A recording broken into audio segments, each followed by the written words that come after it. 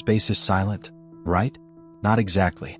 While space is a vacuum and has no air to carry sound, that doesn't mean it's completely silent or lifeless. NASA has converted cosmic data, radio waves, plasma vibrations, and electromagnetic pulses into sound. The results? Eerie, beautiful, and haunting audio landscapes from stars, black holes, and galaxies far away. The sounds of Jupiter's magnetosphere, Saturn's radio emissions, or even a black hole's gravitational hum, are now audible to us, like echoes from the cosmic dark. It's called data sonification, turning invisible cosmic data into sound. So while no one can hear you scream in space, the universe is always singing. We just had to learn how to listen.